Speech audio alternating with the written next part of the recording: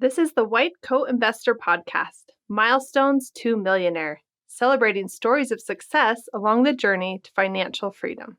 Here is your host, Dr. Jim Dolly.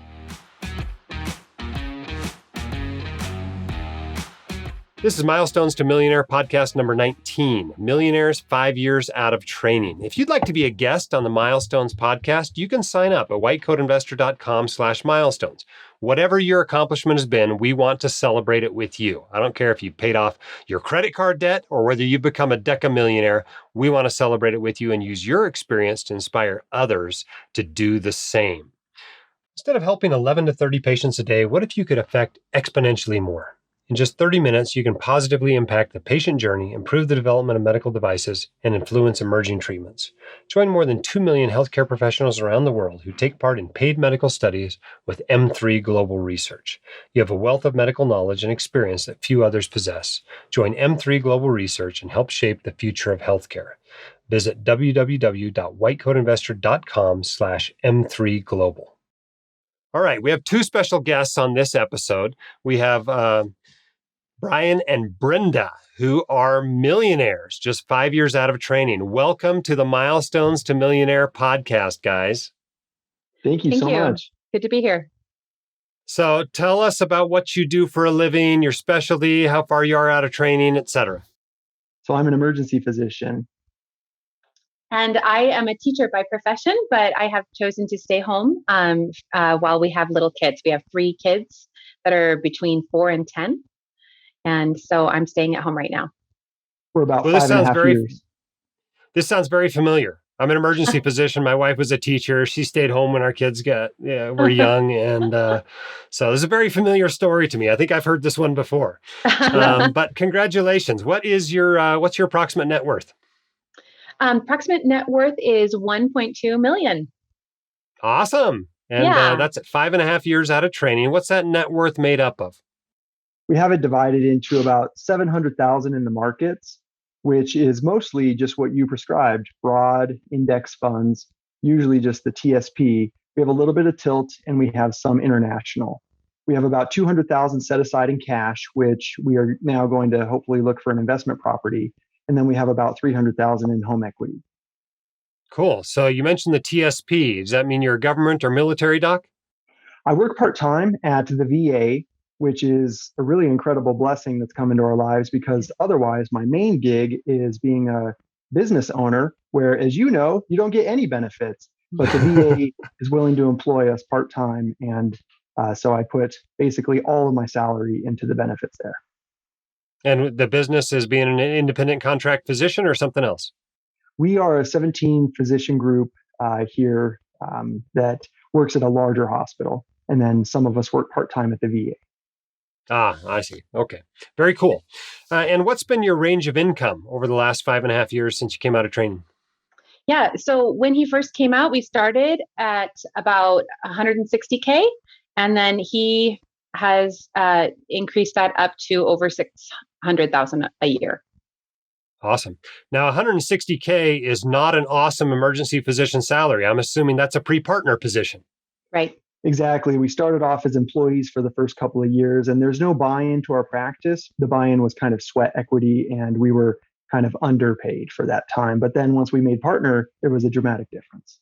Yeah, it's obviously paying off now, right? Yes. I mean, this is the same way my group operates. You don't make all that much for the first couple of years, and then you get paid much better, and you gotta say in how the groups run. So I think it's worthwhile for a long career. Obviously, if you're only going to work for 3 or 4 years, it might not be the way to go, but in the long run, it certainly pays off.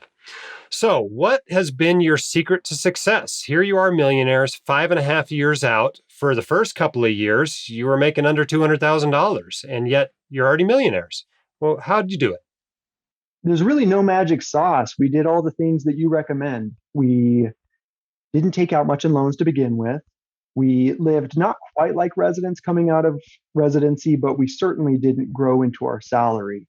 And we just... He moonlights like crazy too. Like he works in like 4 different locations and it just works really hard. And so I'm grateful to him for that. But that, it means more work for me too. But it's a choice. It's a conscious choice, that we've made. And a little bit of specialization you guys have done. where you said, Yeah, okay, your role is to go get the bread, bring home the bread, and I'm going to take care of everything else. And that's a lot of what Katie did for us during our first years, right? She took care of everything so that I could do a lot of work, and it paid off. It sounds like you had a similar experience. Right. Yeah. And like I said, that's a choice that we made.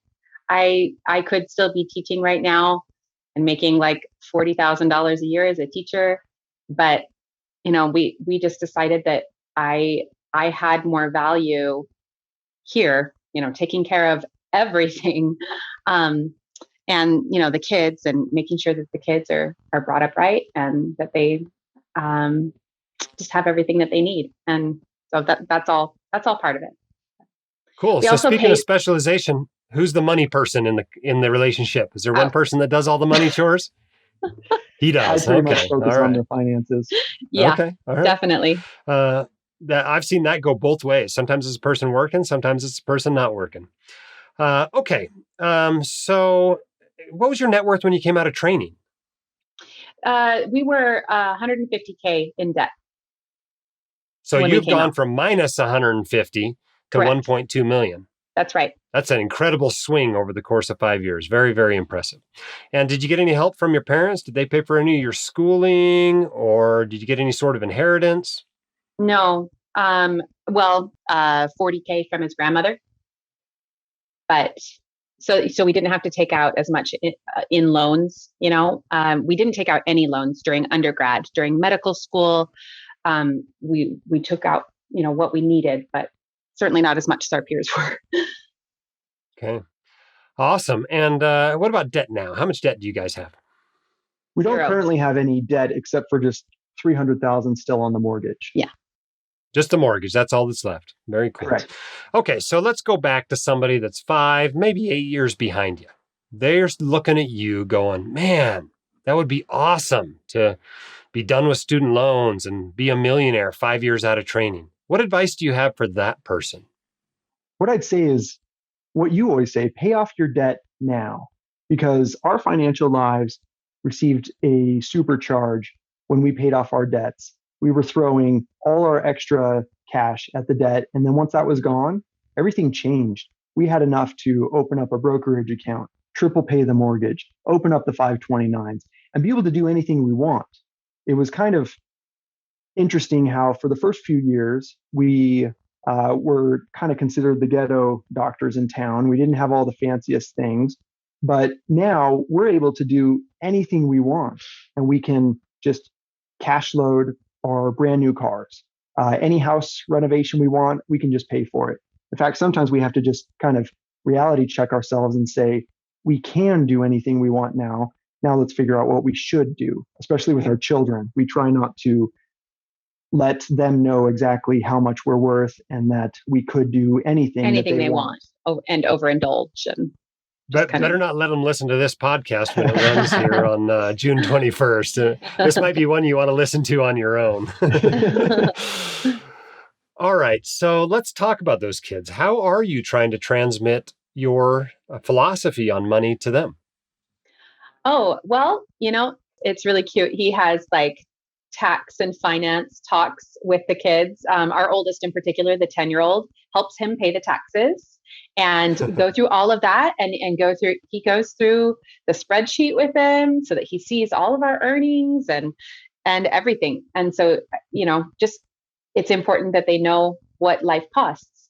But also, I think that it's important to us to bring them up with a healthy sense of thrift. We plant our own garden. I can, like, I know that sounds really old fashioned, but I grew up with that, and just being able to take care of yourself, to be self-reliant, to produce things by yourself. We don't hire a lot of help for things. We take care of our own lawn, and um, just not a lot of extra things. And we have the kids work alongside us, which we think is important. It's important for them to know that hard work equals success. Awesome. Well, congratulations, guys, on your success. This is no small feat. You've really accomplished something really great here, and you should be proud of yourselves. And I think a lot of other people will find your story to be very inspiring. And you certainly beat Katie and I to millionairehood. So it took us 7 years. You guys managed to do it in 5. So congratulations on your success. And thank you for being willing to come on the podcast. Well, thank you so much. We really appreciate everything you've done. We wouldn't be sitting here right now on this podcast with you if it weren't for the teachings that you guys give us. So we appreciate that. Yeah. Awesome. You're very welcome. It's our pleasure to help. All right. Pretty awesome stuff. I hate to say that's a familiar story, but that's a familiar story. That's basically Katie and my story. Maybe what it would have been if I hadn't gone into the military. Maybe I would have hit millionairehood a little bit faster and would have had money student loans instead of time student loans. But that's the story for a lot of docs. There's a lot of traditional doctors out there, right? And this is kind of the traditional doctor story. And it's true. If you just pay attention early on, you can be free. I thought it was really remarkable what they said about how they really felt that financial freedom when the loans were gone. Not when they reached financial independence, not when they became millionaires, but when the loans were gone. All of a sudden, they felt like they had money coming out of their ears, could do whatever they wanted, increase their lifestyle a bit. They were saving like crazy, maxing out retirement accounts, investing in a taxable account. And I think there's a lot of truth to that. You know, the math might show that you're better off carrying around those 2% loans forever.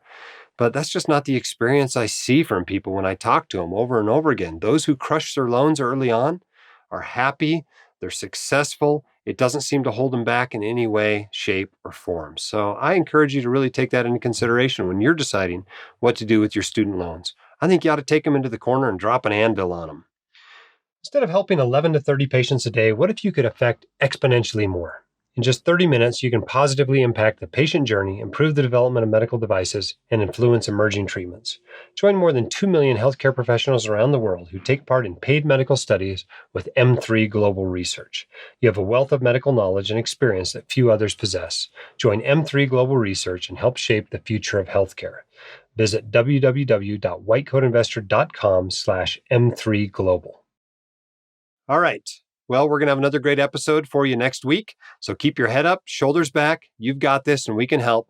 I want to have you soon on the Milestones to Millionaire podcast. My dad, your host, Dr. Dolly, is a practicing emergency physician, blogger, author, and podcaster. He is not a licensed accountant, attorney, or financial advisor, so this podcast is for your entertainment and information only and should not be considered official, personalized financial advice.